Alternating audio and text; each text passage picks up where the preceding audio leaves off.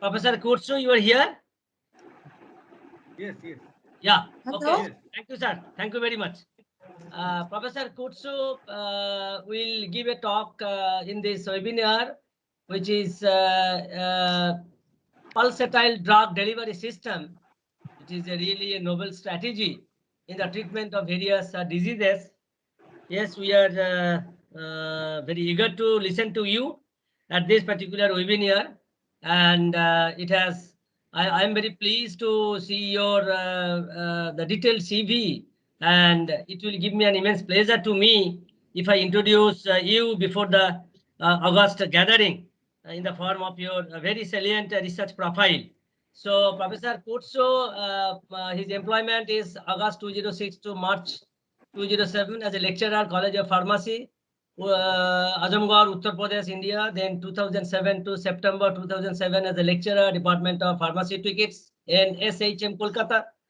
September 2007 to May 2008 as a research scientist in MacLeod's Pharmaceuticals Private Limited, Andheri, Mumbai. Then May 2008 to till date, he is an assistant professor in the division of the Pharmaceutics, Jadavpur University, Kolkata, India. He has completed research projects from 2010 to 12, All India Council of Technical Education, then Indian Council of Medical Research, then Council of Scientific and Industrial Research as well, Department of Science and Technology from 2012 to 2015, and also University Grant Commission at the same time. His ongoing research project is the Rashtriya Uchchatar Shakhya Abhijan RUSA 2.0 from 2019 to 2022.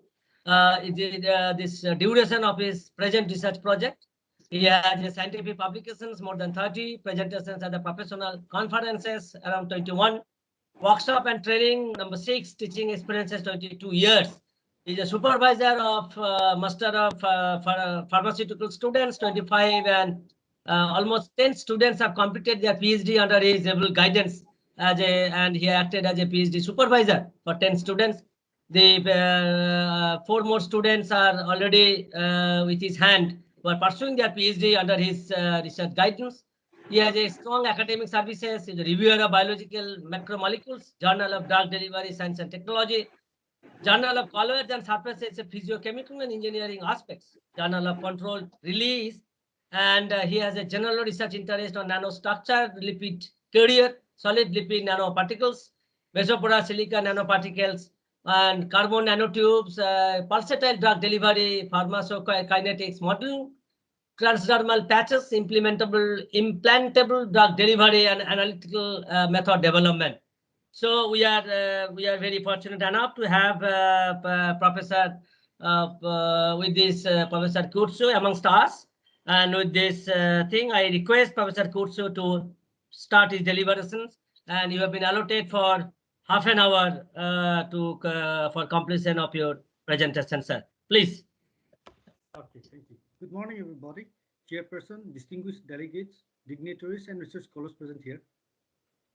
I thank the organizing committee, especially the chairperson of the session, for giving an elaborate introduction about me and inviting me as well to present at this Biocon 2021. As you have all heard about, the topic of my deliberation is on pulsatile drug delivery. Without much ado, I'll just go directly into my slides. Is my slide visible?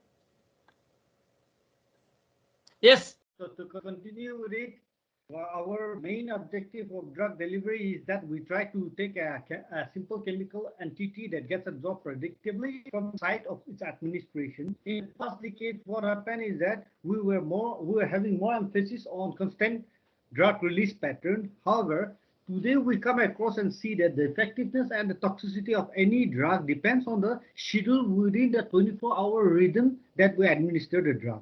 So from this point of view, we come across one thing that is called as chronopharmacotherapy. So when we go to chronopharmacotherapy, we have two parts, that is chronobiology and pharmaceutics. Pharmaceutics, as you all know, deals usually with drug delivery system and its release pattern of the therapeutic cargo that we deliver. In case of human body, we usually come across a mechanical rhythm, which we can classify into 3 different types. One is called as the circadian rhythm, the other one is called as the ultradian, and the infradian. Circadian rhythm is about the Whereas ultra-DN is about oscillation of a shorter duration. Infra-DN is that of the longer duration. Usually, in case of ultra-DN, it takes place almost one or less than one in a day in 24-hour cycle. Whereas in case of infra-DN, it may be more than one. So why with the chronopharmaceutics concepts? This concept is ideally a concept which deals with time control as well as specific site drug delivery system. For an ideal chronotherapeutic drug delivery system, the drug delivery should be as such that it should be non-toxic within the approved amount that we are using it, should have a specific biomarker for triggering according to the disease state. It should also have a control mechanism so that if there is any untoward incident, it can be stopped. The substance that we use should be biocompatible as well as biodegradable. That means we say as generally regarded as safe according to US FDA guidelines. It should be easy to manufacture and also must be at an economical cost. It must also be convenient to administer to the patients.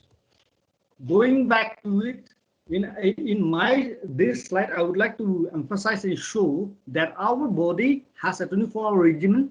Say, consider we get up from our sleep around 6:15 a.m. At that time, what happens is that certain type of hormone starts to get released, or hormones, other substances, like for example, like cholesterol, testosterone, etc. And whereas at that moment, platelet adhesiveness, blood viscosity, and hemoglobin also increases. As we progresses after the noon, in the afternoon time, the body temperature slowly starts to increase, and so on, as you can see it in the picture. So why do we need into this delivery system? What happened is that the pharmaceutical giants are today caught in between the pressure to keep the prices of the medicine low, as well as to increase the demand for a successful drug discovery and development.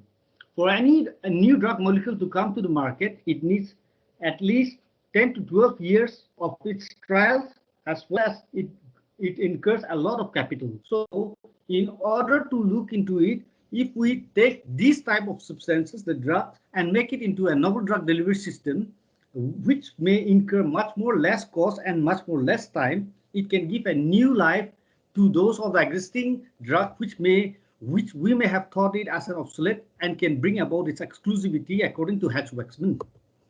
Some of the diseases that I would like to explain is that which have such type of circadian rhythm, or the rhythm with its pathogenesis is about asthma. Usually when we see asthma, what we find is that in most cases the airway resistance increases progressively as the night progresses. Another one is allergic rhinitis. Allergic rhinitis is a condition whereby the person starts to sneeze or have rhinorrhea or red itchy eyes and all. Especially this happens in the morning, and then it slowly starts to decrease in the middle of the day. This usually consists of two phases. One is the early phase. That is because the early phase is because of the release of histamine, prostaglandin, cytokines, tuberculosis factor alpha, and chemotactic factors. The late phase is due to the elaboration and addition and infiltration of a certain lymphocyte, T cells, and eosinophil cells. Arthritis also consists of two types. One is called as the osteoarthritis, and the other one is the rheumatoid arthritis. In case of patients having osteoarthritis, they have a tendency to have the pain at night rather than in the morning, whereas in case of rheumatoid arthritis, pain peaks in the morning and decreases with the day. Another disease that we can correlate with this is the cardiovascular disease. In cardiovascular diseases, what happens is that capillary resistance and reactivity usually increases in the morning and starts to decrease in the daytime. Platelet aggregation increases drastically, especially in the morning, and fibrinolytic activity decreases in the morning, leading to a state of hypercoagulability. Because of this reason, most of the myocardial infarction and sudden cardiac arrest are usually seen, especially from morning to noon. BP seems to be lowest when you are in the sleep, but as you get up from your sleep or the awakening period, the BP starts to increase drastically. Another condition that we can come across is the duodenal ulcer. Duodenal ulcer, when we see is that gastric secretion becomes highest in the evening and decreases in the morning. Next, we come across cholesteremia also. Hypercholesteremia, in case of this also, cholesterol synthesis increases in the night and maximum production usually occurs early in the morning, that is after the last meal, that 12 hours after the last meal. Sleep disorder is also another condition whereby you can come across that because of the disorder in the sleep, various type of diseases may also be triggered. Common symptom is about the delayed sleep phase syndrome, or called as the sleep onset insomnia. Identifying the individual variation is very important in order to deal with such sleep disorders. Cancer also, in cancer, what happened is that we have found that from many research scientists that the blood flow to the cancer tumor cells or the tumor cells are appreciably very high in the night time compared to that of the daytime. So this also follows a circadian rhythm. Another condition is about the infectious disease, fever. Usually, if it is due to bacterial infection, it usually peaks during the evening time, whereas in case of viral fever, it usually peaks in the morning. And that can be also substantiated by seeing the common cold, whereby the weight of the nasal secretion is highest in the morning, then lowers down, again in evening, it starts to rise again. So coming to the main part, that is the pulsatile drug delivery. This drug delivery is a system which is considered as a rapid and transient release of the drug therapeutic cargo at a determined rate immediately after a predetermined lag time or a burst phase. So here what happens is that you take the medication, then after ingesting the medication, what happens is that it goes to the stomach at a predetermined time. The first dose is released, then it goes to the small intestine, and after a specific lag time, the second dose is released, and so on. What are the limitations of conventional and sustained release dosage form? Conventional, erratic, and irrational behavior we find, especially in case of the release pattern. It cannot be delivered when and where required. In case of sustained release, there are more chances of physiological tolerance and resistance due to continuous release of the drug. Certain diseases, as I have mentioned before, say consider like heart diseases or cardiovascular diseases or arthritis and all, does not require continuous or prolonged period of administration of the medicament. Why this type of delivery systems are designed? These type of systems are designed in order to look into the disease state, if it follows circadian rhythm or not, whether degradation of proteins and peptides takes place in the GI tract, then such systems can be used. It can be made into a time program administration of hormones, prevent the development of resistance. It can also be used for drugs which develop biological tolerance and drugs which have extensive first pass metabolism. Various stimuli. Osmosis is one condition. We will be going into it later on a little bit. Due to the paucity of time, I would like to go a bit faster. Another one is the system based on capsule. Here, what happened is that the capsule is an insoluble capsule. It is covered with a plug containing a hydrogel plug, and this plug, once it swells after coming in contact with the GI fluid, it comes out, and the therapeutic cargo or the medicament is immediately released into the system. System with rupturable, soluble, or eroding layer. Here, what happens is that a reservoir is formed and it is coated with a soluble or erodible layer, and this coat erodes and emulsifies in an aqueous environment. Upon dissolution, the erosion of the barrier, the drug is released into the reservoir. And another system is called as a system based on membrane permeability. These systems are usually obtained from pellets or beads and cores. They are made by mixing the drug with that of sonic acid and then coated with amino methacrylate polymers. A small amount of sodium acetate is also added into the pellet core for permeability of the drug, which leads to the entire liberation of the drug after within a short period of time. So some stimuli that we can take into consideration are pH. Here, pH responsive or the specific pH polymer can be used so that when the substance comes in contact, into the region where it has that specific pH, the substances is immediately released because of the change in the pH environment. Another one is the temperature. Thermoresponsive hydrogels can be used, or micelles can be used in order to make this type of system, whereby it can be used as a stimuli. These gels squeeze off at a particular temperature, also known as the lower critical solution temperature. At a temperature below this LCST, what happens is that the hydrogels start to swell and also absorb the liquid that is present or the water that is present around the surrounding environment. If it is above that LCST, then it shrinks and the water is removed out. Another system is the magnetic bead, whereby you can use a magnetic bead in cooperation with a drug into a matrix, and from an external system, you can use the magnetic field, whereby the matrix starts to oscillate, or it starts to oscillate and then release the drug in a pulse fashion. Ultrasound also can be used by using on-off technology, but here we usually use it in order to enhance its permeability from the skin, lungs, or other regions of the body. Some of the currently available technologies are, for example, like ORS technologies. This technology is usually used in a form that suffices that of the osmotic system. Here, what happens is that it contains an osmotically active agent, then the drug is incorporated into it, and then it is covered with a semi-permeable membrane. And then when the water enters into it, due to the osmotic pressure, the drug is released from a specific hole or an orifice which is made using laser technology, and then the drug is released from that hole. Another one is called as the C-form technology. This is also known as a melt spinning technology. Here, what happens is that we try to let them through various thermal gradients as well as mechanical force and flow rates. Once this is passed through these conditions, what happens is that we get almost perfectly spherical microspheres of about 150 to 180 micrometer. These spheres can be used again and can be incorporated in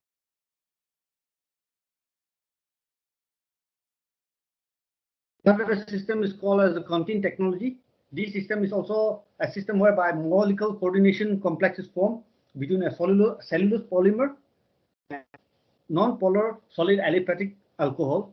First, the polymer is solvated in a polar solvent, then the aliphatic alcohol is melted and then mixed together. These form a coordination complex, and this system is usually used in order to enhance the release of the drug or reduce the unwanted side effects that may be produced by the drug. The Q caps, this is a technology where you try to make a capsule system containing drug particles that may be in the form of pellets or beads. Each bead is pre-programmed to release at a specific time after their lag time is over. Another system is called as the CORDAS technology, or chemotherapeutic oral drug absorption system. This system is a system which contains various multi-particulate formulations, which is usually designed for non-antheric coating is applied onto the loaded beads to delay the release of the drug, say up to 5 hours. And when the dosage comes in contact with the GI fluid, water-soluble polymer gets dissolved. The coating layer, the water-insoluble polymer acts as a and they are released from the. Another system is called as the geochronology. This concept is based on geometrics, whereby the partial coating that adjusts the core hydration and also minimizes the surface of the drug release. When they get eroded, the barrier layer swells and becomes a gel layer, and then modulates as a membrane to release the drug from the region. Another technology is called as port technology. This is called also known as the programmable oral release technology. The system is uniquely coated, encapsulated, and can be used for multiple pre-programmed drug release patterns. Another technology that is present is called as a Timerex technology. Here, this technology is usually used by combining certain gums, xanthan gums, and locust bean gums along with dextrose. These substances, when it comes in contact with water, they form a strong binding gel, and thereby, because of the presence, the rate at which the water penetrates into it gives the rate limiting step for the release of the drug from the system. Another technology is called the EGALATE technology. This is a delayed form of release technology, whereby the drug is constituted of an impermeable shell and having 2 leg plugs enclosing an active medicament in the middle of the unit. After erosion of the inner plug, the active medicament is released, and the time taken to erode the inner plugs determines the lifetime. Now, the shells are made up of biodegradable polymers, plasticizers, and the matrix plug is made of mixture of pharmaceutical excipients along with polyethylene oxide.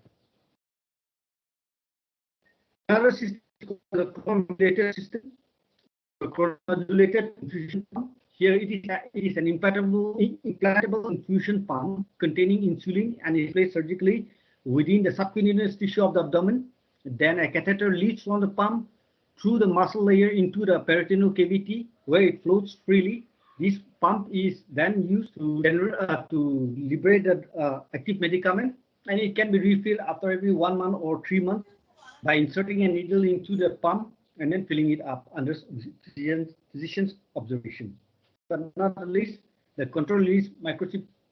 This is also having a new profound interest in the field of drug delivery system.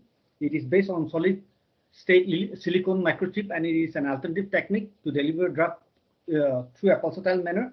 The release mechanism is based on the electrochemical dissolution of the thin anode membrane that is covering the micro reservoir fluid of the chemicals that may be present in the form of solid, liquid, or gel form. Finally, to conclude, this type of system has progressed and has achieved towards a pulsatile drug delivery system that can effectively treat many diseases which a pulsatile rhythm.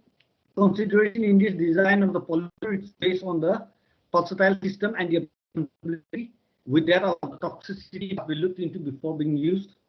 The response to the external stimuli, the ability to maintain the desired level of in the serum, the shelf life, and the reproducibility. These considerations, coupled with potential therapeutic benefits, the pulsatile should ensure that there's high level of interest in this area and would extend well into the future for betterment of the quality of life. These are my answers. For your question. This is a hydrogel-based technology. Here, they are usually made by combining certain natural gums like xanthan gums and locust bean gums.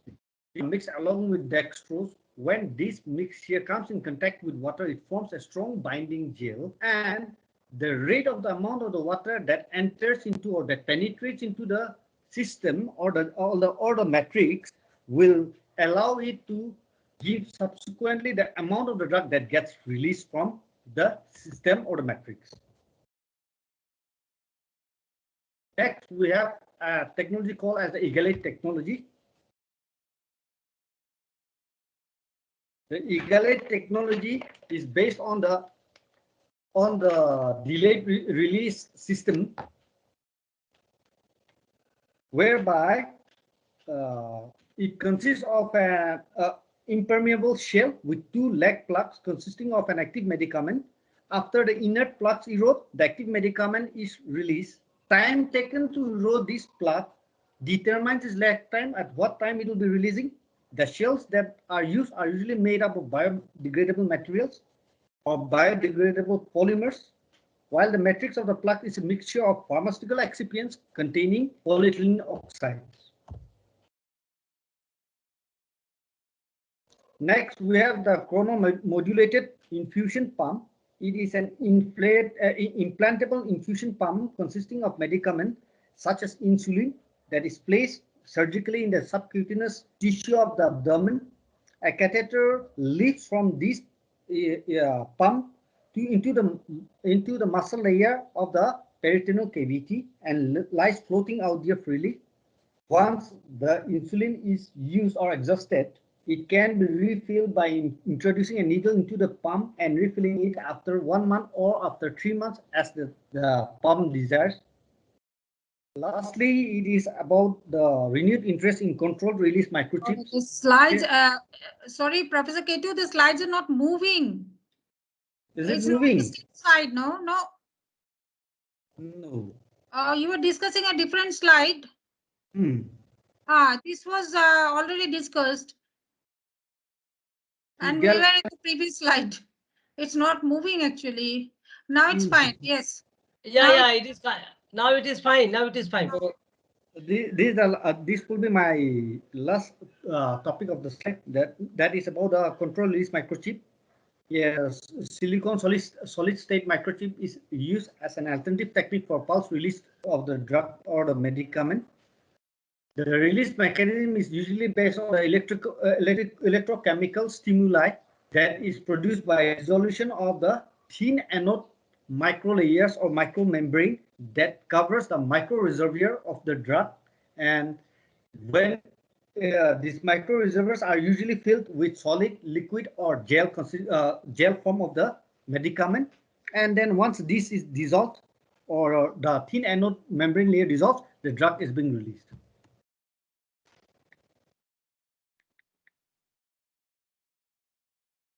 To conclude, a significant amount of the progress has been made towards pulsatile drug delivery system that can effectively treat disease without continuous dosing therapies. Key considerations is the design of the polymer as well as biocompatibility and toxicity of the polymer that is used in response to their external stimuli, ability to maintain the desired level of the drug in the serum, and the shelf life and its reproducibility must be looked into. Taking this above consideration, coupled with various potential therapeutic benefits of this pulsatile drug delivery system, one can say that there's currently a high level of interest in the area and which will extend well into the future and result in a betterment of the quality of life. These are my reference. Thank you for your patient hearing. Okay. Thank you, Professor. Dr. Jui, I think we should go to the next slide, next presenter, because we are really running shortage of time. I understand that, sir, but do you have any specific queries is- to Professor, or hello? do you have any specific query to Professor? Yes, Professor Ketu, this is a very new area what you had discussed, but chronopharmaceuticals, actually you have discussed whatever market available materials are there, Yes. isn't it? Are you Yes. thinking anything new what you are working upon or planning to? I am also doing on this one. I have some research scholars who have already completed, and some are still continuing with these type of work projects. They are still in research category. Some of us, we have already made it into triple release system by using different type of natural as well as synthetic polymers, and that we are still in consideration. Okay, so have you considered? I mean, you are using basically polymers, different kinds of polymers and hydrogel, etc. In your formulations. But have you thought of about any role of any ceramic material or composites? Like, can it do anything? Does it have any role? Have you thought ever in this area? Yeah, for example, like in Egalite. Yeah, for example, like in Egalite technology and all, the outer shell covering, if we can make it without using a plug, having certain type of gatekeeping concept that we can bring in about, I think it will be much more helpful in case of using this type of technology, especially with terms of ceramics and all, or graphenes and all. Okay, so yes, that might be some advanced kind of technology. So thank you, Professor Ketu, for your wonderful lecture. And Shitendra sir, Yeah. I think we can, yes, we can move to the. Okay, let me finish it. Okay, Professor, it's a very fantastic presentation. Really, the extensive and exhaustive research work in the pharmaceutical sciences. You stressed upon the D cube, that means the drug discovery and delivery, taking in the pharmaceutical science, which has a direct relationship in the healthcare and bioactive system.